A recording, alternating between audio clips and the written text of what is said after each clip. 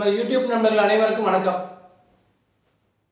இன்னைக்கு ஒவ்வொரு இடத்துலையுமே நிறைய பேர், ஏன் இன்னும் சொல்ல போனா முக்கால்வாசி பேர் இந்த வார்த்தையை நிறைய இடத்துல யூஸ் பண்றாங்க.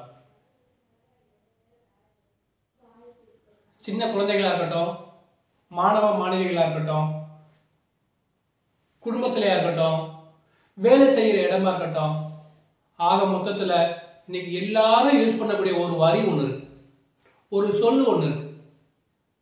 நீ ஒரு அறவேக்காடு. எப்படி? நீ ஒரு அறவேக்காடு அப்படின்னு சொல்றாங்க. சோ அதை பத்தி தான் நமக்கு இந்த வீடியோல பார்க்க போறோம். வாங்க வீடியோக்குள்ள போகலாம். என்னங்க நீங்க சொல்லுங்க, அறவேக்காடுன்னா என்ன? எல்லாருக்கும் தெரியும், ஒவ்வொருத்தரும் ஒவ்வொரு விதமா எடுத்துக்கலாம். சோ அறவேக்காடா இருக்கிறது நமக்கு நன்மையை தருமா, இல்ல நம்ம அறவேக்காடா அப்படின்னு நமக்கே ஒரு நேரம் சிந்திக்க தோணும். அறவேக்காடுனா என்னங்க?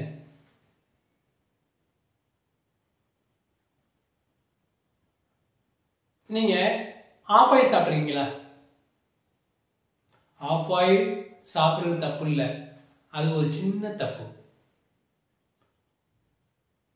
ஆனா அதே நம்ம அறவேக்காடுன்னு சொன்னா ஆஃப் ஆயில் எப்படிங்க இருக்கு?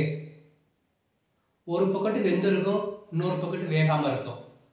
அப்படி முட்டையை உடைச்சு ஊத்தி தோசைக்கல்ல நல்லா சூடு எண்ண பிறகு எண்ணெயை கொஞ்சம் விட்டு முட்டையை இப்படி உடைச்சு அப்படி போட்டு பண்ணோம்னா மஞ்சள் கரு இருக்கிற மாதிரி மேலால மிளகுத்தூளை போட்டு அப்படி அறவேக்காடோட எடுப்பாங்க. அதுதான் அறவேக்காடு. ஆனா அதே முட்டையை தோசைக்கல்ல எண்ணெயை தடவி முட்டையை உடைச்சு ஊத்தி அப்படி நல்லா வெந்த பிறகு இன்னொரு பக்கத்து திருப்பி போடுவாங்கல்ல, அது ஃபுல் ஃபாயில். இப்ப தெரிஞ்சிருக்குன்னு நினைக்கிறேன் அறவேக்காடுன்னா என்னன்னு. ஆஃப் ஆயில் சாப்பிடுறது தப்பு இல்ல, நம்ம ஆஃப் ஆயிலா இருந்துடக்கூடாது, நம்ம ஃபுல் ஃபாயிலா தான் இருக்கணும். நம்ம சாப்பிடுற உணவுல இருந்து நம்ம எப்படி எடுத்துக்கிறது? இப்ப சொல்லுங்க, நீங்க சொல்லிருக்கீங்களா? நிறைய வார்த்தைகள் யூஸ் பண்ணிருக்கீங்களா? நீ ஒரு அறவேக்காடுறா, நீ ஒரு அறவேக்காடு அப்படின்னு நம்ம நிறைய இடங்கள்ல சொல்றோம். அறவேக்காடுன்னா அறகுறையா வெந்து இருக்கிறது. புரியுதா?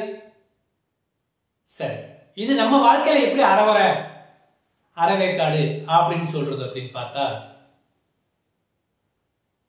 பஸ் ஏறணும், பஸ்ல சரியான கூட்டம்,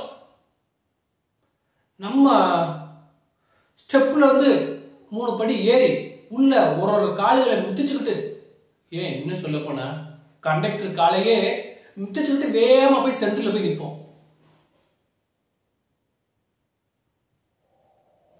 இல்ல நம்மளே ஸ்டெப்ல ஏறி நிக்கையில யாரோ ஒருத்தர் இடிச்சுட்டு போறாருன்னு வச்சுக்காங்களேன்.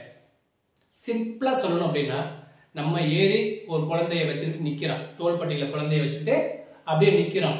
யாரோ ஒரு நபர் வேகமா ஒரு இடிச்சுட்டு அவர் போய் தள்ளி நிக்கிறார். அறவேக்காடு எப்படி இந்த வார்த்தை யூஸ் ஆகுதுன்னு பாருங்களேன்.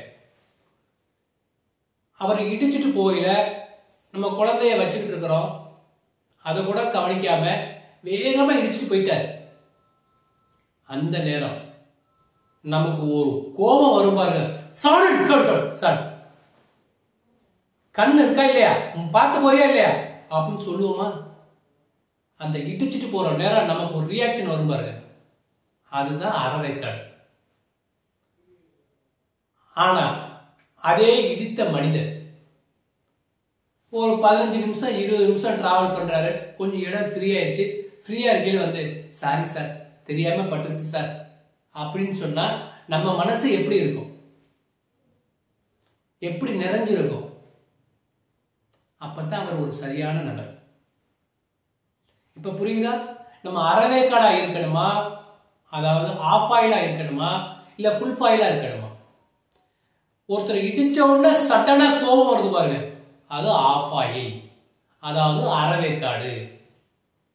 அதே நேரத்துல இடுக்கையில ஒரு பிரச்சனை வரையில அதை சமாளிச்சு பொறுமையா வந்து ஒரு பதில் சொல்றோம் பாருங்க, நம்ம கோவம் வராம இருக்கு பாருங்க, அதுதான் ஃபுல் ஃபாயில். ஸோ இப்போ சொல்லுங்க, நீங்க ஆஃப் ஆயிலா இருக்க போறீங்களா ஃபுல் ஃபாயிலா இருக்க போறீங்களா? நீங்களே முடிவு பண்ணிக்காங்க. ஆஃப் ஆயிலா இருந்தா என்னென்ன நன்மைகள் கிடைக்கும், ஃபுல் ஃபாயிலா இருந்தா என்னென்ன மகிழ்ச்சி, என்னென்ன ஆனந்தம், எவ்வளவு சந்தோஷம் கிடைக்கும். ஸோ நீங்களே முடிவு பண்ணிக்காங்க, ஆஃப் ஆயிலா ஃபுல் ஃபாயிலா. ஸோ இந்த வீடியோ உங்களுக்கு பிடிச்சிருந்துச்சுன்னா ஷேர் பண்ணி, லைக் பண்ணி, கமெண்ட் பண்ணுங்க. மறந்துடாம சப்ஸ்கிரைப் பண்ணிருங்க. நன்றி. This video sponsored by BuyMode shopping app. BuyMode is shopping application, is one of the online shopping app.